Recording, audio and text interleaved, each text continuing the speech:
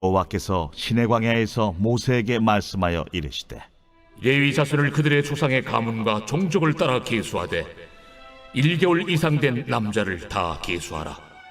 모세가 여호와의 말씀을 따라 그 명령하신 대로 계수하니라. 레위의 아들들의 이름은 이러하니 게르손과 고핫과 무라리요, 게르손의 아들들의 이름은 그들의 종족대로 이러하니 림니와 시므이요, 고핫의 아들들은 그들의 종족대로 이러하니 아므람과 이스할과 헤브론과 우시엘이요, 무라리의 아들들은 그들의 종족대로 말리와 무시이니 이는 그의 종족대로 된 레위인의 조상의 가문들이니라.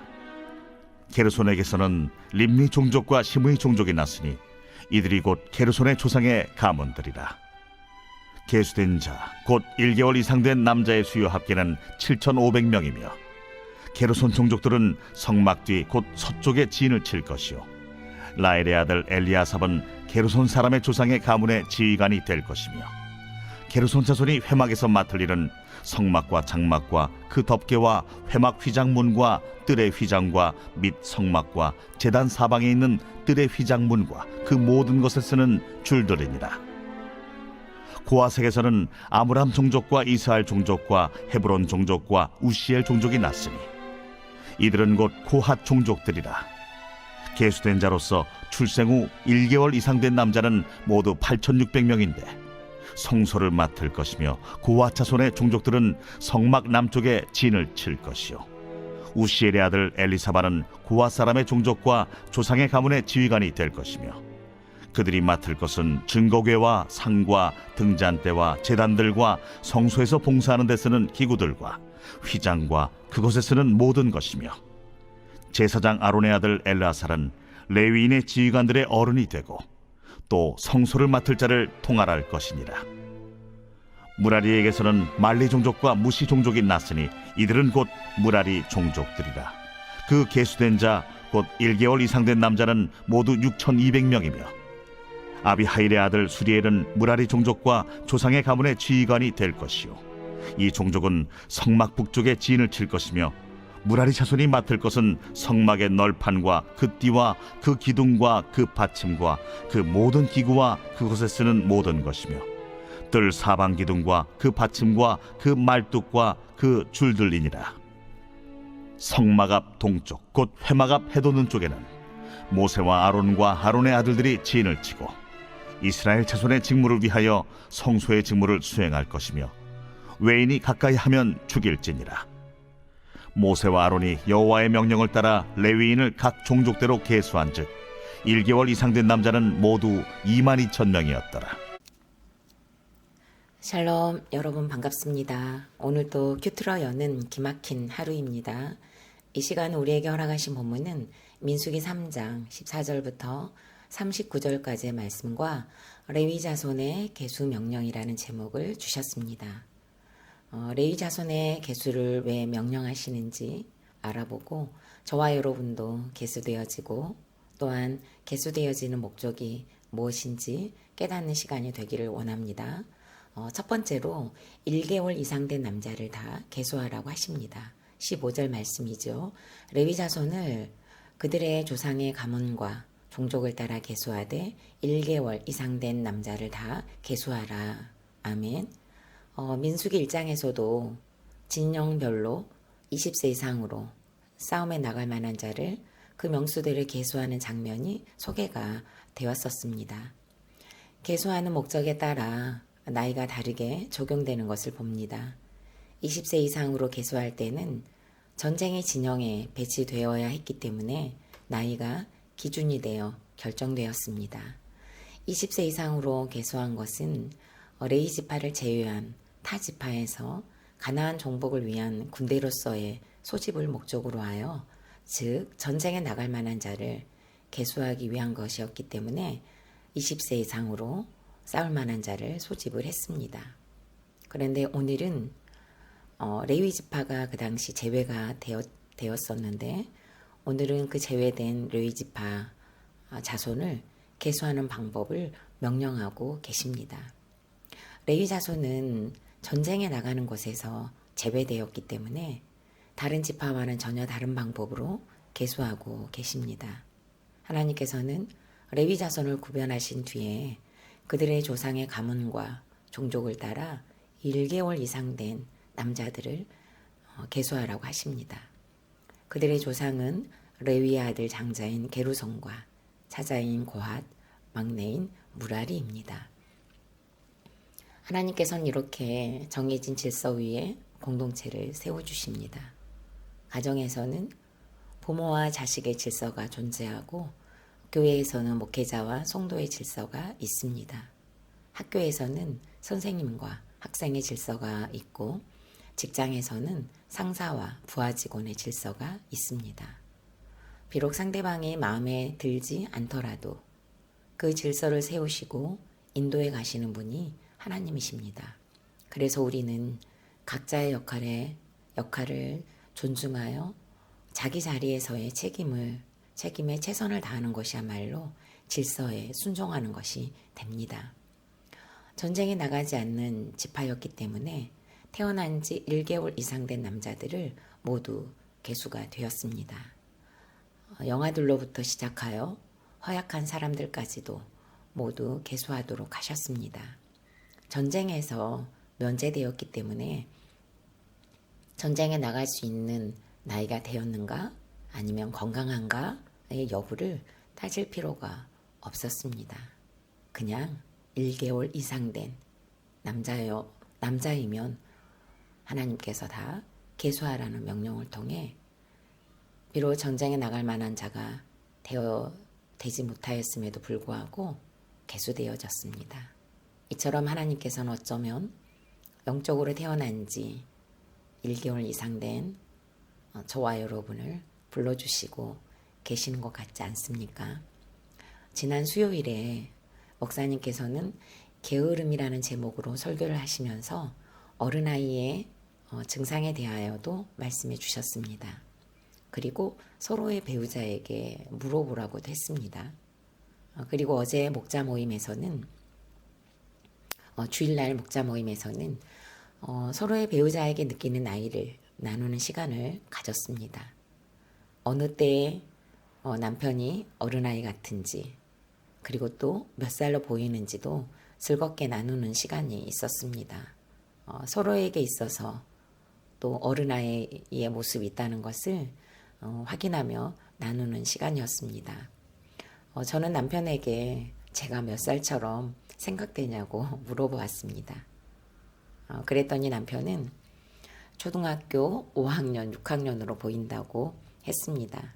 남편도 저에게 그러면 당신은 나를 몇 살로 보냐고 되물었습니다. 저는 3살에서 4살로 보인다고 했더니 어떻게 그렇게 볼 수 있냐고 하면서 제발 여보 제발 내 나이 좀 올려줘 라고 계속 요구를 했습니다. 그런데 오늘 하나님께서는 태어난 지 1개월 이상 된 자와 같이 연약하고 병약하여 영적으로 다분히 영화기적인 신앙을 소유한 저와 여러분은 오늘 계수하고 계시는 하나님의 열심을 보게 됩니다. 정서적으로도 영화기적이고 어른아이의 기질들이 많은 우리들을 은혜의 영역에 따라 각자의 환경과 고난으로 계수하시며 가정에서는 아버지와 어머니와 또 자녀의 자리에서 교회에서는 목회자와 성도의 자리에서 직장에서는 직위를 통해 역할을 통해 계수하고 계십니다. 은혜로 밖에는 그 역할을 감당할 힘이 없어서 태어난 지 1개월 이상 된 저와 여러분은 오늘 이 시간 계수하고 계십니다. 레위 자손이라는 이유 하나, 레위 자손에 붙어 있다는 것 하나만으로 하나님은 계수하십니다. 우리 행함과 의가 아니라서 얼마나 은혜인지 모릅니다. 그리고 붙어 있는 것으로 그 역할에 순종하는 것을 통해 한 사람도 빠짐없이 태어나기만 하면 그리고 1개월만 버티면 하나님께서는 레위 자손으로 계수해 주십니다. 우리 한번 1개월 이상을 버텨보는 적용들을 해보면 어떨까요?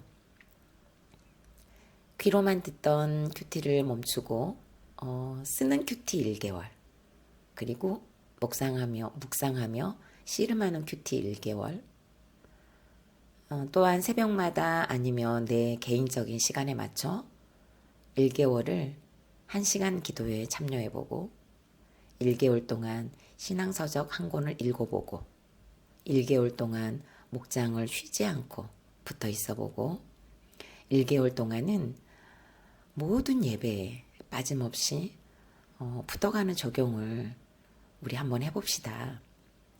이렇게 최소한의 적용부터 함으로 태어난 지 1개월 이상 된 자가 되어 계수되는 은혜를 맛보는 하늘가족 공동체가 되어지기를 소망합니다. 질문합니다.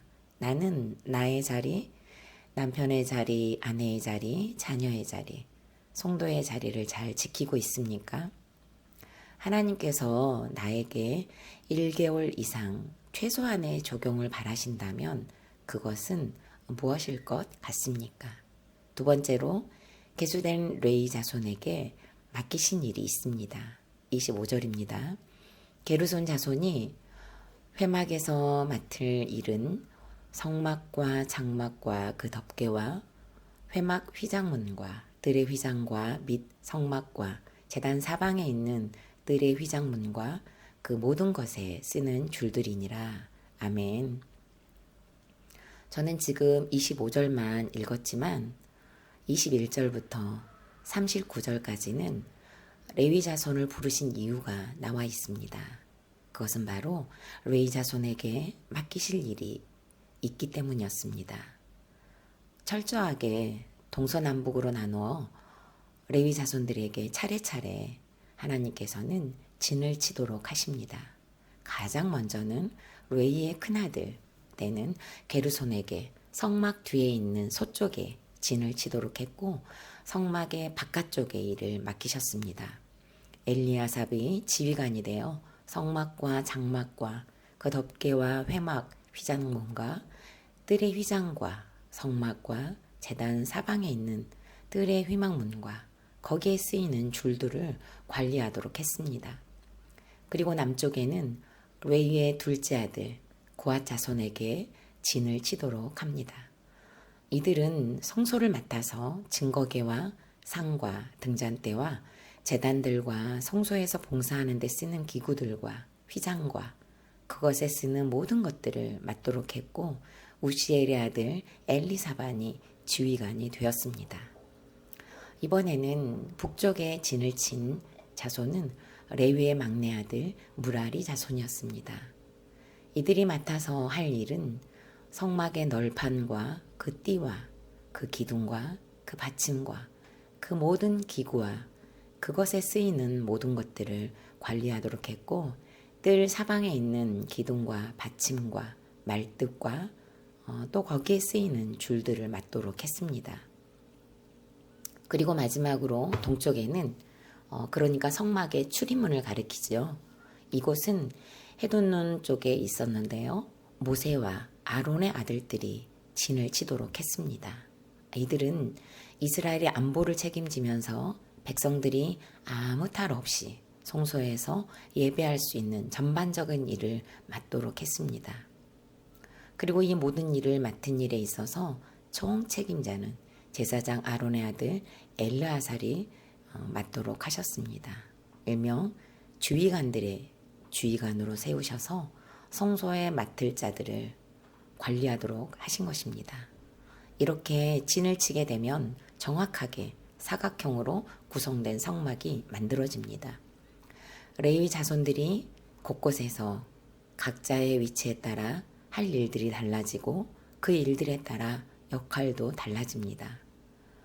어떻게 보면 큰아들의 자손이 하는 일에 비해 둘째 고앗의 자손이 더 중요한 일을 하는 것처럼 보이지만 하나님의 일에 있어서 더 귀하고 중한 일로 보기보다는 내 역할에 맞는 일을 하는 것이 우선순위가 되어야 함을 배우게 됩니다. 그리고 특별히 무라리 자손은 성막의 뼈대라고 할 수 있는 물품들을 관리해야 했습니다. 한결같이 목재였기 때문에 무거운 것들이었습니다. 유목 생활이어서 잦은 이동이 있을 때마다 이들은 이 무거운 널판과 받침과 기둥과 말뚝들을 가장 먼저 움직이면서 설치하고 이동시켜야 했습니다. 이들이 흘리는 땀의 수고로 다른 자손들은 수월하게 각각 흩어져서 진을 칠 수 있었고 필요한 성물들을 이동하여 배치할 수 있었습니다. 성소의 무거운 것들을 짊어지는 것으로 역할을 감당했을 때 성막은 자유롭게 그리고 가볍게 광야에서의 이동이 불편하지 않았습니다. 그 어느 것도 더하다 덜하다가 아닌 각 자손에게 허락된 진에서 내게 맡겨진 일을 할 때 하나님께 예배드리는 것과 이스라엘 민족의 대이동이 가능했던 것입니다. 고린도전서 12장 12절 말씀이 생각납니다. 몸은 하나인데 많은 지체가 있고 몸에 지체가 많으나 한 몸인 것 같이 그리스도도 그러하니라. 그리고 25절과 26절 말씀에서는 몸 가운데서 분쟁이 없고 오직 여러 지체가 서로 같이 돌보게 하셨느니라. 만일 한 지체가 고통을 받으면 모든 지체가 함께 고통을 받고 한 지체가 영광을 얻으면 모든 지체가 함께 즐거워하느니라고 했습니다. 오늘 본문을 통해 레위 자손은 이렇게 한 몸이신 그리스도의 역할로 묘사되고 있는 지체로서의 사명을 동서남북으로 흩어져서 그곳에 진을 치고 이스라엘의 예배를 주관하는 일에 쓰임을 받습니다. 그리고 이렇게 쓰시기 위해 레위 자손들을 계수하라고 명령하신 것입니다. 동서남북 어디에서도 더 가벼이 여길 지는 없습니다. 모두가 동일하게 하나님께 예배하는 일로 쓰임받는 역할이 다른 각자의 진영이 되는 것입니다. 저는 결혼을 통해 아내의 진영에 진을 치도록 허락받았습니다. 아내라는 진영에서 아내로서의 사명과 역할이 있었습니다. 그것은 남편을 돕는 것이었고 남편의 역할에 순종하는 것이었지만 말씀을 기복으로 해석하고 살아온 저에게 성공과 야망을 숨기고 한 결혼의 실체에서 하나님께서는 성공과 야망을 꿈꾸게 하는 티끌도 보여주지 않는 것으로 정직하게 응답하셨습니다. 결혼의 목적이 거룩이 아니었기 때문에 결혼을 통해 저의 야망을 채우려고 했던 것을 하나님은 더 정확하게 아셨던 것입니다. 남편은 가장의 역할을 하지 않는 것으로 수고하고 저는 이런 남편을 무시하며 원망하고 결국 하나님까지 원망하며 이혼을 감행하기까지 진영을 깨고 흩으려고 했습니다. 이런 악한 저에게 하나님은 구속사를 허락하셔서 회개하게 하시고 이혼을 접는 조경을 주시고 아내의 진영에서 해야 할 맡겨진 일을 늦게라도 할 수 있는 기회를 주셨습니다. 남편은 남편의 진영에서 가장의 역할을 하지 못했고 장기간의 흡연은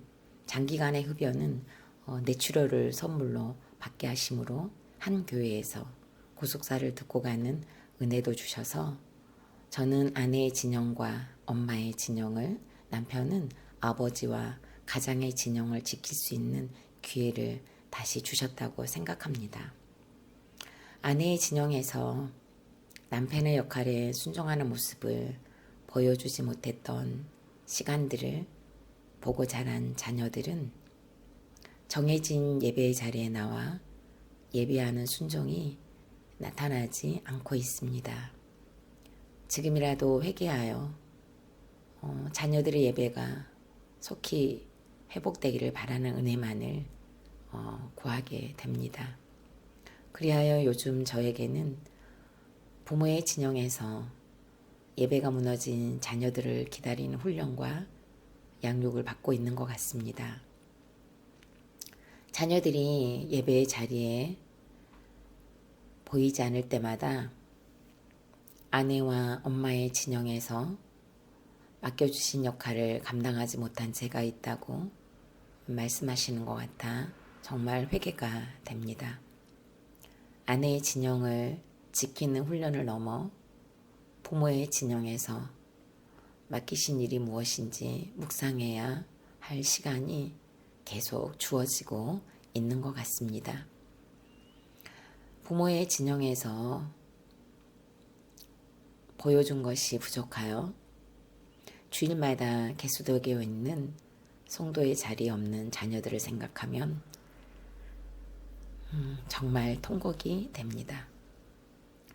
나 한 사람이 예배의 자리에서 개수되는 것으로 끝나지 않고 레위 자손들이 1개월 이상 된 남자가 개수된 것처럼 이제는 우리의 자녀들도 동서남북으로 진을 치는 예배의 진영에서 정확하게 개수되는 그날을 소망하며 기다리는 훈련도 잘 받기를 바라는 새벽입니다.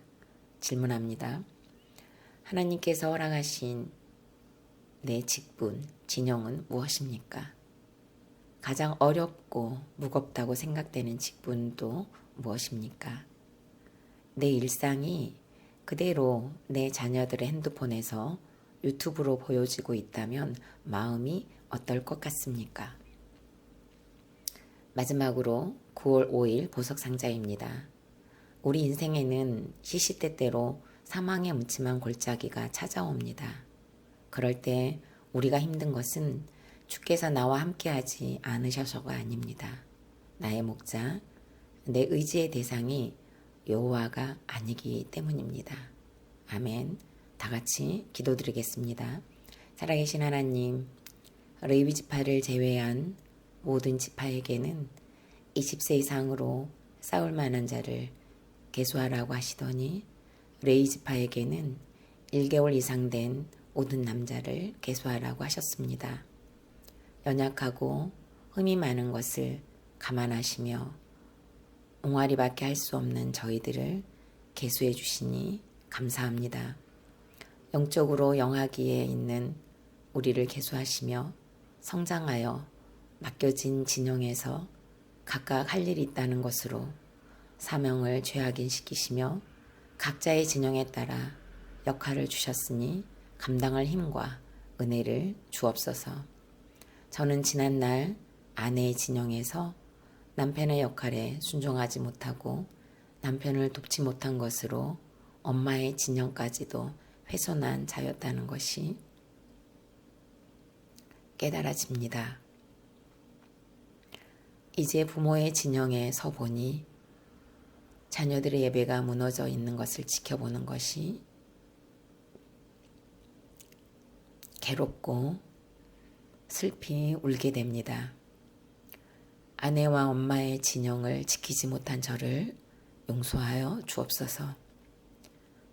지금부터라도 저에게 허락된 진영에서 동서남북을 잘 살피며 자녀들이 돌아오기를 기다리고 소망하며 멈추지 않는 회개를 하고 기도를 쉬지 않는 자가 되게 하여 주시옵소서. 오늘 또 우리 모두가 각자에게 허락된 진영에서 잘 포진하게 하시고 하나님께서 계수하라고 명하실 때 정확하게 계수되는 영적 지파들이 다 될 수 있도록 이 시간 우리를 붙잡아 주시옵시고 그리고 최소한의 적용으로 내가 1개월 동안 버틸 수 있는 것이 무엇인지를 묵상하고 적용할 은혜도 하나님께서 허락하여 주옵소서. 예수님 이름으로 기도드립니다. 아멘.